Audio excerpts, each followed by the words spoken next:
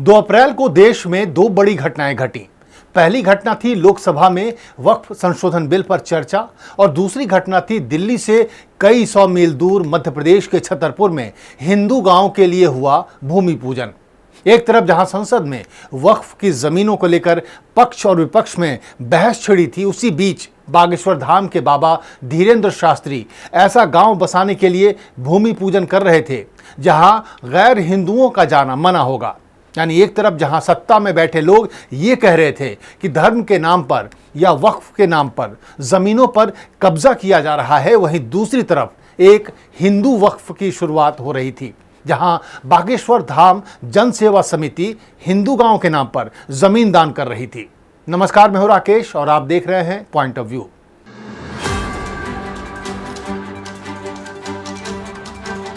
मध्य प्रदेश के छतरपुर में 2 अप्रैल को बागेश्वर धाम पीठ के पीठाधीश्वर धीरेन्द्र कृष्ण शास्त्री ने हिंदू गांव का भूमि पूजन किया।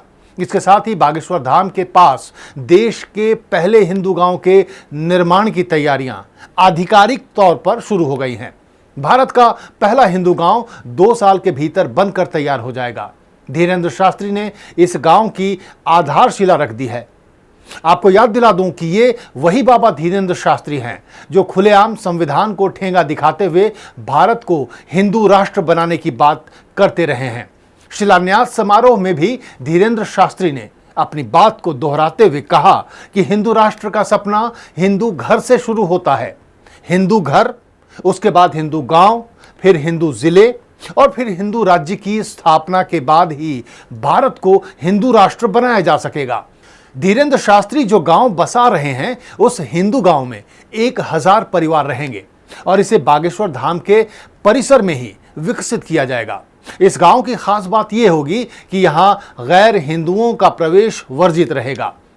जिस देश का संविधान धर्मनिरपेक्षता पर आधारित हो, जिस संविधान में देश के हर नागरिक को समानता का अधिकार दिया गया हो, जिस संविधान में धर्म, जाति, लिंग या किसी भी आधार पर भेदभाव करने पर मनाही है, उस देश यानी भारत में एक तथाकथित बाबा खुलेआम संविधान की धज्जियां उड़ाता हो और रूलिंग पार्टी, कानून के रखवाले, यहां तक कि विपक्ष भी चुप्पी साध ले, तब यह चौंकाता है।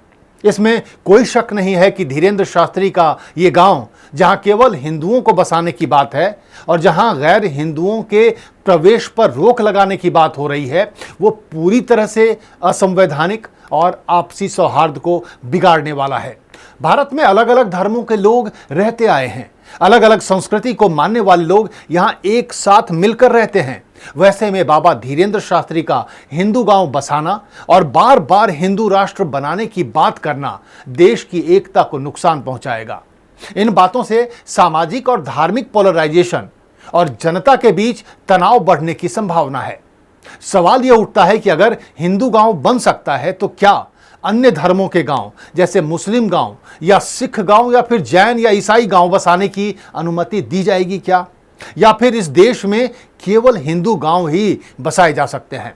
अगर टेक्निकली देखें तो एक निजी जमीन पर या अपनी जमीन पर एक कैंपस के अंदर इस तरह के गांव बसाए जा सकते हैं। ऐसा हर बाबाओं ने अपनी आश्रम की जमीन पर गांव बसा रखा है, चाहे वो बाबा राम रहीम का आश्रम हो या किसी और बाबा का। लेकिन उन जगहों पर गैर हिंदुओं का प्रवेश रोकना ये कानूनी जांच के दायरे में आ जाएगा, क्योंकि संविधान किसी भी तरह के भेदभाव के खिलाफ है। वैसे बाबा धीरेन्द्र शास्त्री का ये कदम पतंजलि वाले बाबा रामदेव की तरह ही बिजनेस मॉडल की तरफ इशारा कर रहा है। बागेश्वर धाम जन सेवा समिति की जमीन पर 1000 परिवार के लिए लगभग इतने ही फ्लैट बनाए जाएंगे। ये मकान दान के पैसों से बनाए जाएंगे। सूत्रों की माने तो एक फ्लैट की कीमत लगभग 15 से 20 लाख रुपए हो सकती है। बाबा धीरेन्द्र शास्त्री रियल एस्टेट की तरह फ्लैट बेचेंगे, लेकिन उसमें भी चालाकी यह है कि फ्लैट तभी तक खरीदने वाले के पास रहेगा जब तक वो जिंदा है। उसके बाद वो बागेश्वर धाम जन सेवा समिति की संपत्ति होगी। मतलब ये कि फ्लैट आपसी समझौते के आधार पर दिए जाएंगे। गांव वालों को घर बेचने और खरीदने का अधिकार नहीं होगा। यानी कुल मिलाकर बाबा धीरेन्द्र शास्त्री अपने लिए एसेट क्रिएट कर रहे हैं। हिंदू गांव बसाने के नाम पर धीरेंद्र शास्त्री जो कर रहे हैं उसका सनातन या हिंदू धर्म से कोई लेना देना नहीं है, ये विशुद्ध बिजनेस है। दरअसल बाबा धीरेंद्र शास्त्री के हिंदू गांव की खबर वक्फ अमेंडमेंट बिल की बहस के बीच दब कर रह गई। न ही इस बात की चर्चा विपक्षी पार्टियों ने संसद में की, न ही विरोध जताया और न ही देश की मेन स्ट्रीम मीडिया ने इस खबर को अहमियत दी, जो शायद एक सोची समझी रणनीति का ही हिस्सा था। लेकिन यहीं पर अगर कोई मुस्लिम गांव बसाने के लिए भूमि पूजन करता तो फिर यही मेन स्ट्रीम मीडिया छाती पीटती नजर आती। धीरेंद्र शास्त्री के हिंदू गांव को कुछ हिंदूवादी संगठनों और बीजेपी का पूरा समर्थन मिल रहा है।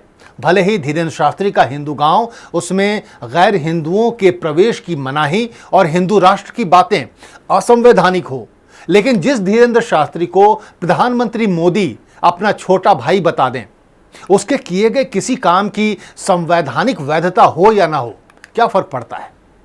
क्या आपको भी लगता है कि हिंदू गांव के नाम पर बाबा धीरेंद्र शास्त्री एक गलत परंपरा की नींव डाल रहे हैं? क्या आप भी मानते हैं कि उनके हिंदू गांव में गैर हिंदुओं के प्रवेश की मनाही और फिर हिंदू राष्ट्र की बात करना भारत के संविधान के खिलाफ है? आप अपनी राय हमें कमेंट कर जरूर बताएं और चैनल को लाइक और सब्सक्राइब करना ना भूलें। नमस्कार।